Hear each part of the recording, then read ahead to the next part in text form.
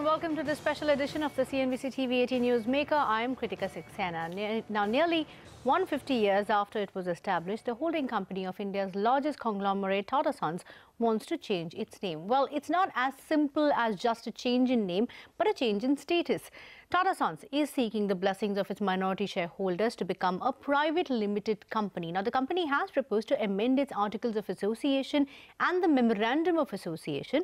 The proposal will likely be taken up at the annual general meeting on the 21st of this month. But this is easier said than done. Around 18.4% stake in the company is held by Shapoorji Pallonji Group, run by the Mistry family. In fact, minority shareholders in all hold about 34%.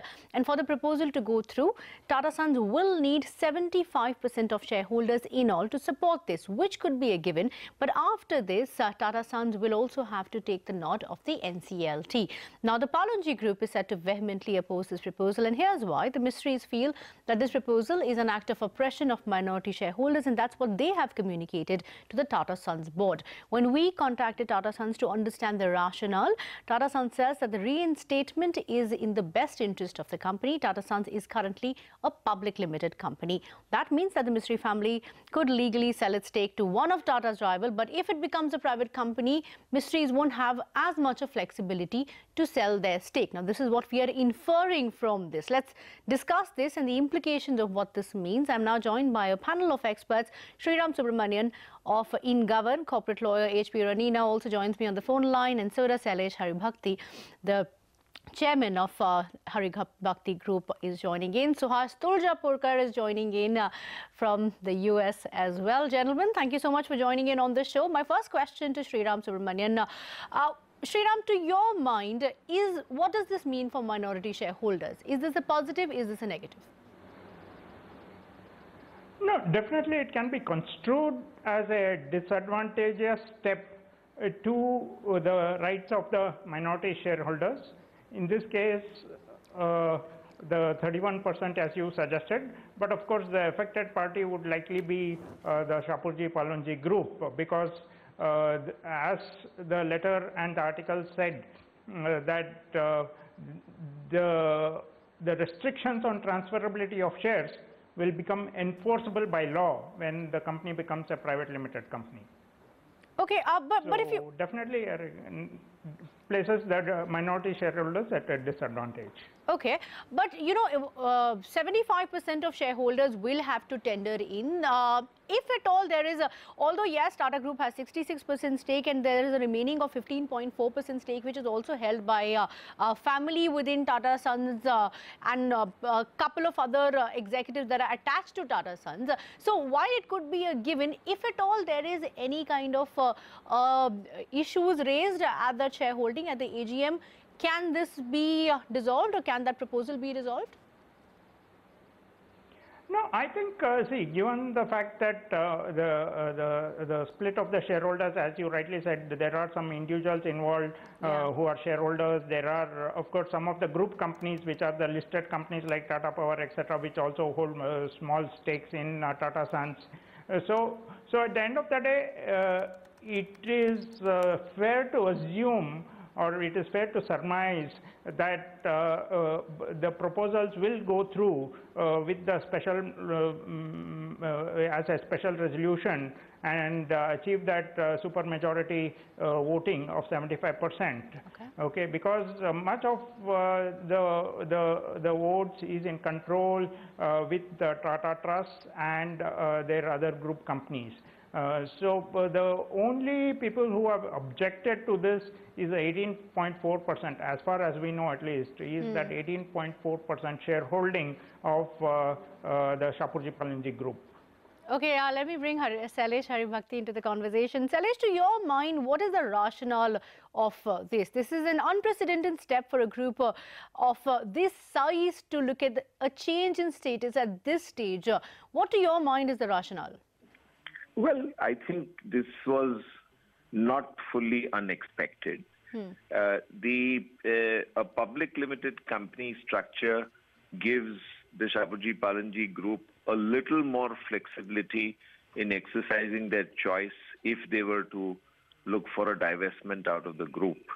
If it ultimately becomes a private company, then they will be beholden to the articles as they then exist when they wish to do any transfer. It does not change the character of their shareholding or the percentage of their holding. It will only restrict their ability to choose how their exit will happen. The good news for the Shapoorji Pallonji Group is that even for private limited companies, in the context of an exit, rules for valuation have been laid down. And it is not as if without determining fair value, any transaction can happen. So, on balance, I would say that it is strategically important for the Tata Group, and it is dilatory of the Shapoorji Pallonji Group's ability to choose who they wish to divest to. That is the conclusion. Mr. Haribhakti, do you believe that there was a threat of Shapoorji Pallonji transferring stake? And, my question is, why would they want to transfer stake? They have that 18.4%. I think that's only an assumption that everybody makes. It's purely speculative. There is no evidence that they sought to sell it. All of that is purely speculative. We are just analyzing the legal implication of a change of structure of Tata Sons from public limited to private limited. That's all that we are saying. We should not impute or imply anybody wanting to divest the stake. Do you agree with Sriram's point that this could put minority shareholders, and I'm not just talking about Shapoorji Pallonji Group, there are a couple of other retail minority investors as well. Again, they don't have a sizable stake, but could this put minority shareholders at a disadvantage?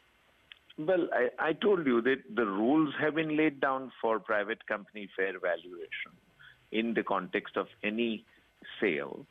So those rules will apply. And if the only change is that the majority or the board of Tata Sons would be in a position to not permit transfer to people that they don't feel like.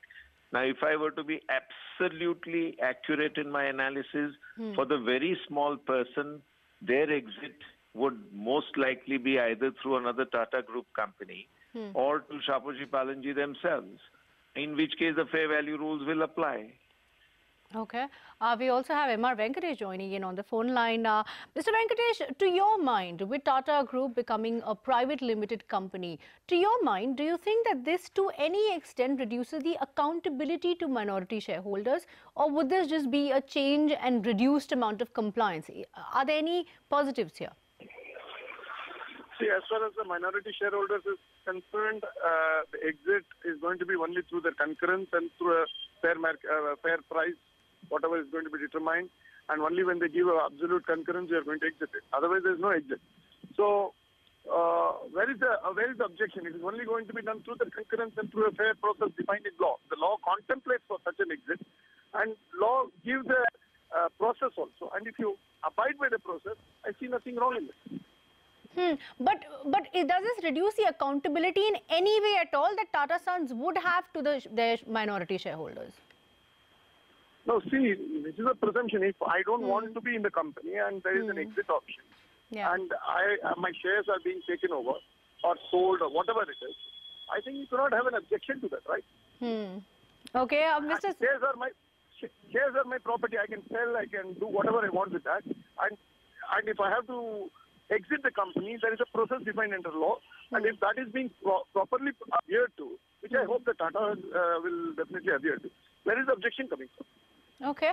Mr. Sriram, do you want to reply to that? Do you agree that even being a private limited company, there is a process if Shapoorji Pallonji had to go ahead with the sale? Do you agree that that stand will still be there for them, even if it is changed into a private limited company? Yes, definitely there is a process for selling shares or for transfer of shares, even if it's a private limited company. But that process is more restrictive than it currently is. Okay, so that is where the rights of the minority shareholder as it exists today will change marginally, or to the extent that they would have to seek an explicit approval, or they have to go through a more defined process which is more restrictive.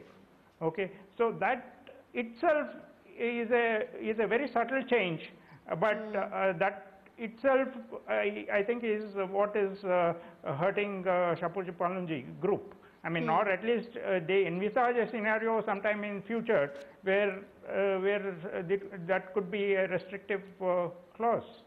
Okay. It does seem to be given that 75% of shareholders will give a nod at the AGM. But the question will be what happens at NCLT. Mr. Haribhakti, my question to you, is there a possibility, or rather, how strong would Shapoorji Pallonji's pull be if they oppose this in NCLT?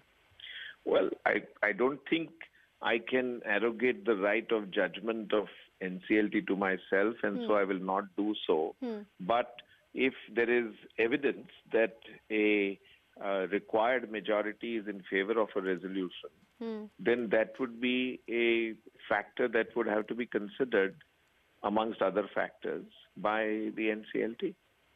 Mr. Venkatesh, to your mind, is the threat of Shapoorji Pallonji possibly increasing their stake at a future date the only reason why they would want to become a private limited company? What, to your mind, are the other rationale that would be in favor of this being the change in status altogether? See, to look at the whole issue from the point of Shapoorji Pallonji alone would be, I think, doing violence to the entire issue on hand. Probably the Tatas were all facts and circumstances, which I am not privy, I'm sure you're not privy, have taken a very wise decision or a considered decision to convert it into a private limited company. So I don't see that everything has to be seen only from a strategic point of view qua Shapoorji Pallonji. No, I get that. So what, to your mind, would be the rationale in terms of for the move to go through? What, aside from the possible or likely threat, what are the other rationale that would have prompted this move? See, we don't know. I'm not in the board. Only the person in the board would know it. If I know it, probably tomorrow you may say that it's a breach of corporate governance. And even if okay. I don't want to do guesswork here. I get that. No, I don't want to second guess the board in the sense. No, I get that. But okay, well, let me ask that question to Sriram as well. Sriram, in a case like this, you have seen it's not unprecedented completely, but it's unprecedented for a group of this size. So when companies have opted for this, what are the benefits that come on when you become a private limited company? Definitely, what is unprecedented is the timing. I mean, timing of this. This is the first AGM immediately after the very highly publicized public spat, so to say. So the timing is what is telling. One. Two is obviously going private or becoming a private limited company would mean lesser disclosures or lesser compliance requirements, which is in a sense positive for any company. But in this case, where especially a minority shareholders feels aggrieved, and there is already a case pending or with NCLT or NCLAT, one of those stages. And this is the first AGM immediately after that public spat. The timing is a matter of concern in this case. Yeah. Okay. Mr. Haribhakti, do you believe that Tata Sons will have a more control, a free hand in terms of operations as a result of this, or is this just procedural? No. This is largely procedural. And I respectfully disagree that this is a wrong timing. I mean, the first occasion at which it is possible to do it is an AGM, and I think it is natural to do these things only at an AGM. If they had sought to do it at an extraordinary general meeting, then I would have attributed some other, possibly some other motive. But the only forum in which you can do this is a general meeting, and it's the natural thing is to do it at an annual general meeting. I don't see anything wrong with that. Okay. Let's get closing comments in then. Mr. Haribhakti, what to your mind will it mean for minority shareholders in simple terms, and what should Tata Sons get prepared for once this goes to NCLT? In simple terms, the minority shareholders would have a somewhat more restricted audience to sell sell their shares to if they wish to sell. That's the simple implication. But the law protects them in terms of the value of their shares being at fair value. And therefore, there will be no diminution in the value of the shares that they will get. And in terms of any other implications, I think this is perhaps an expected move, and it is being done at an appropriate forum, which is the next possible annual general meeting. Yeah. Do you expect this to get stuck in NCLT for a long time? I don't think so. I think NCLT, I see them to be very proactive and very decisive. Okay. One last comment from Mr. Subramaniam. To your mind, sir, what would the process now be, and will it be smooth sailing for Tata Sons to get the change in status soon? No, per se, the voting pattern or the voting strength seems to suggest that it would be a smooth process. But one has to step back at least and see what is the allegation. This is especially when there is a case of oppression by the majority shareholder on the minority. This is not just the case here. It is for the regulators also to think of what exactly oppression means and what contours it will take. Even here at a Bangalore-based company, a minority shareholder is sort of taking over the control. So it needs to be seen as to what exactly is the definition, or what context does oppression come out. Yeah. And so here is the flag of oppression again raised by the minority shareholders in this case.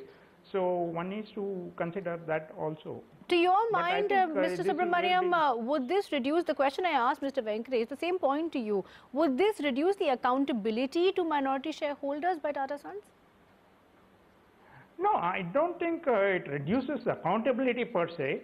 But as Mr. Haribhakti said, it definitely reduces the flexibility that the current minority shareholders have, one. And so that is where they are feeling aggrieved. And two is this, because the deemed public limited company, it was possible for them to revert since 2000 itself to become a private limited company, but they have chosen almost 17 years since 2000. So that's where this is not the first available opportunity, Mr. Haribhakti. This is the 17th available opportunity, actually. And so where they have chosen to become a private limited company, and that has to be noted.